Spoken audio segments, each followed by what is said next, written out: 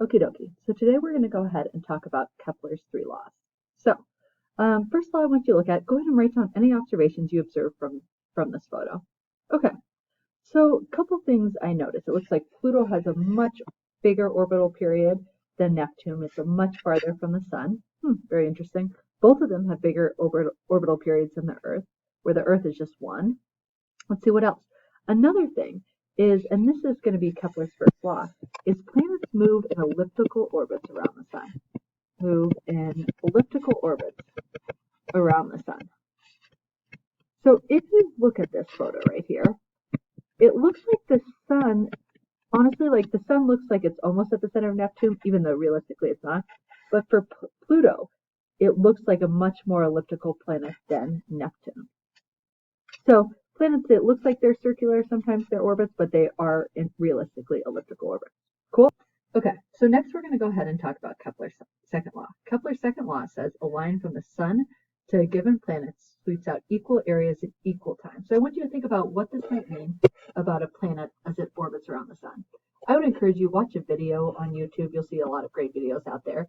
But what you'll basically see is the planet, as it goes farther away from the sun, it's going to go slower, slower, slower. But then when it gets closer to the sun, it's going faster, faster, faster, faster, faster, and then slower, slower, slower as it gets farther away.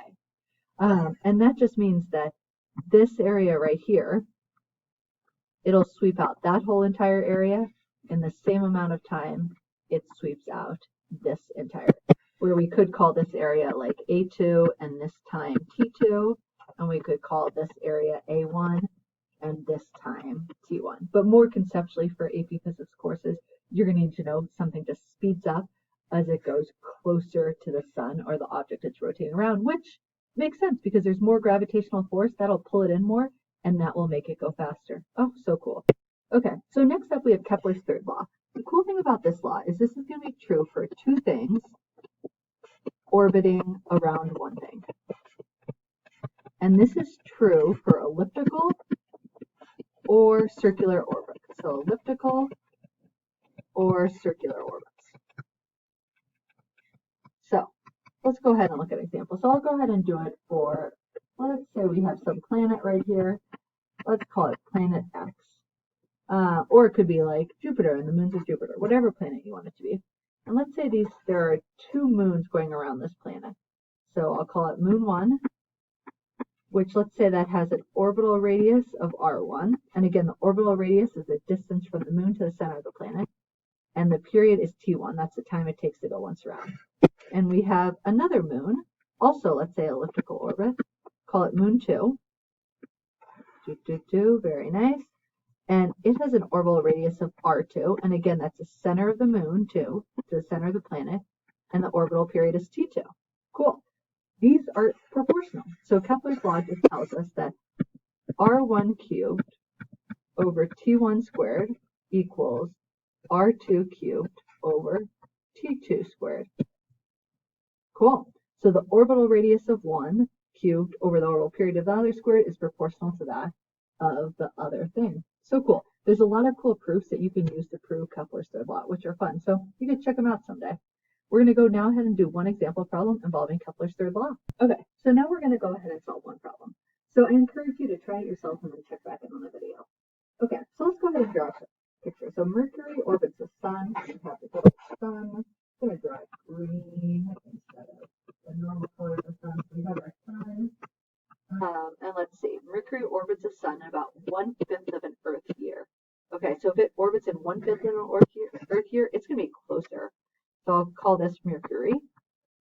Okay. Awesome. Okay. If 1 AU is defined as the distance from the Earth to the sun, what is the approximate distance between Mercury and the sun? Okay. So let's go ahead and draw the Earth out there. And the Earth also orbits around the sun. Okay. 1 AU is the distance between the Earth to the sun. So let's go ahead and draw that. And I think that stands for astronomical units. So this is 1 AU. Cool. And we want to find the distance between Mercury and the sun. So I'll go ahead and call that. We want to find this, I'll call it radius of Mercury cubed. I should label this is the radius of the Earth. Cool. The period of the Earth, we know that is just 1 year. Cool. And the Mercury orbits the sun about 1/5 of an Earth year. So I can call this the period of Mercury is 1/5 of the period of Earth, which is just what? 1/5 of 1. So that's just 1/5. Cool. Okay. We got some good old numbers. Now let's go ahead and solve. So again, the equation is r cubed over t squared equals the radius of the other one cubed over t squared. So just to start, I'm going to call, let's say it's Mercury compared to the Earth. Oh my goodness, I did t sub 2 instead of t squared. So easy to make a silly mistake. Be careful with what you write. So if we have the radius of Mercury, that is what we want to find. Cool. Over the period of Mercury is what? 1/5 squared. Okay, radius of the Earth is just what? 1 cubed.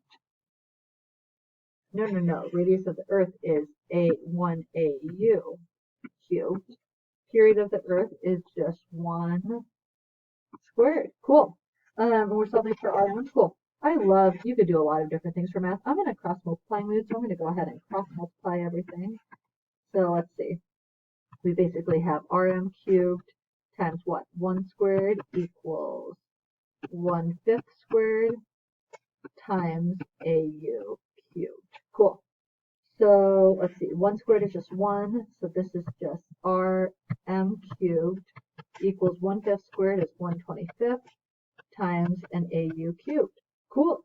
We want to solve for the radius of Mercury, so we're just going to do, that's going to be the cube root of everything. So cube root of RM cubed, and we'll take the cube root of the other side, so 1/25 times AU cubed. Okay, so left-hand side's easy. That's just going to be radius of Mercury.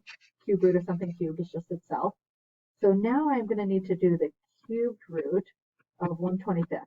These are just multiplied together, 1/25 and AU cubed, so I can just kind of separate them. So then the cubed root of AU cubed is just going to be 1 AU. Cool. Okay, so now let's think about it. The cubed root of 1/25. This is a multiple choice. I encourage you to try without your calculator. Let's think about what that's close to. So I think to myself, okay, 3 cubed is 27, and 2 cubed is 8. So it looks like 25 is pretty close to 3. So it's going to be approximately 1/3 AU. Oh, cool. That's a multiple choice answer. If we wanted to plug in our calculator exact, I think I got, when I plugged in the cubed root of 1/25, I got 1/2.92 AU. Cool. Awesome. Thanks so much for watching.